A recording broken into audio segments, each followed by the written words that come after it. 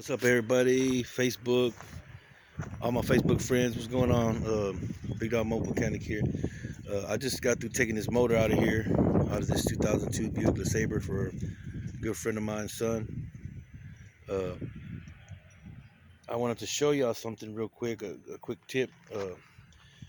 These motors are really not that bad, but this for some reason, this motor right here, this one is a 3800 series.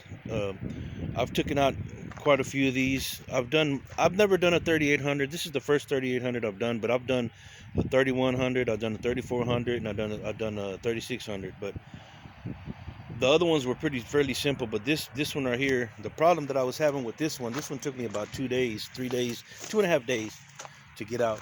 So basically, down here, this bolt here,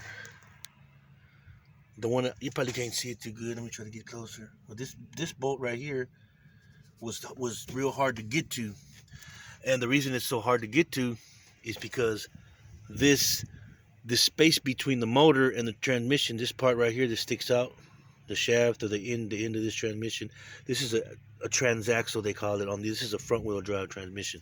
But anyway, the space that you have between there, it's real hard to get to. I tried to get in through there, which I did, and it was hard to get to. You can't use a 1/2 inch extension. You have to use a 3/8 extension because it won't work. It'll be too tight and it won't go through.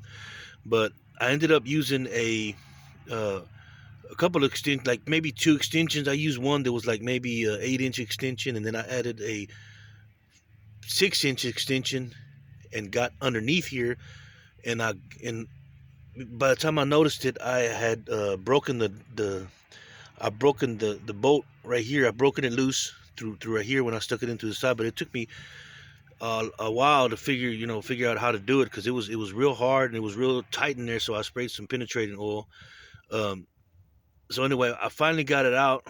I'm waiting on my friend to bring the motor. They're supposed to be bringing the motor here probably Monday or Tuesday. This motor here is a bad motor, so I don't even know what I'm gonna need off of this. So I'm gonna leave it alone for now. But this is the 3800 series right here.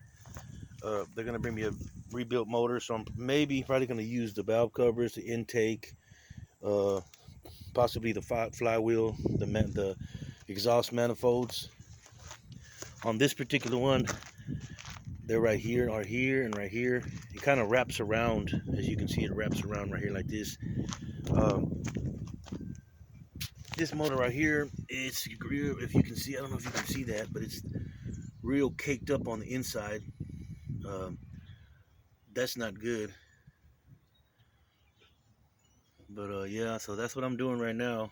I got this one to do, and when I'm get done with this one, I got another one.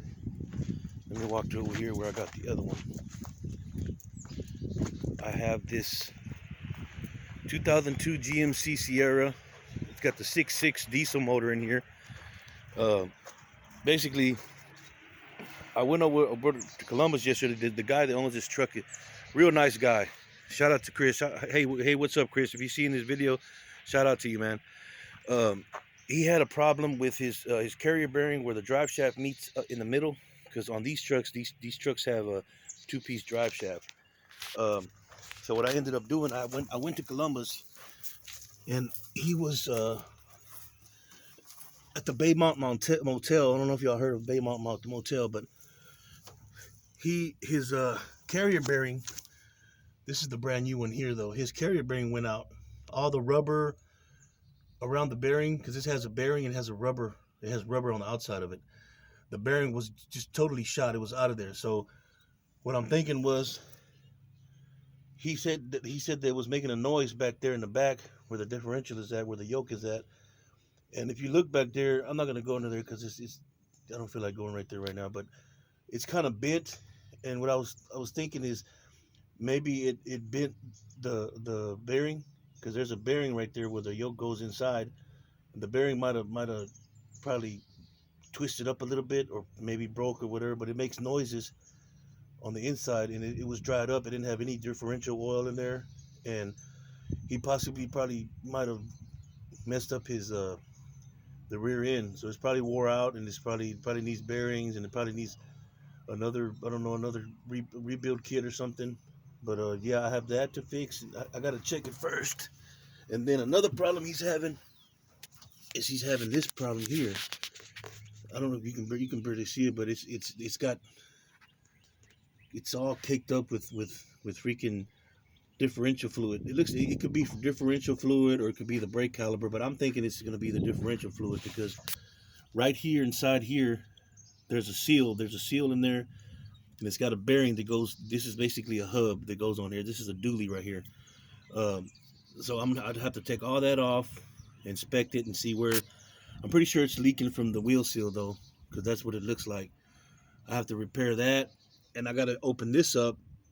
I have to take the differential cap off and the lid on the back and look inside of it, inspect to see what's going on. See, if it's probably going to have a lot of play in it because it's wore out.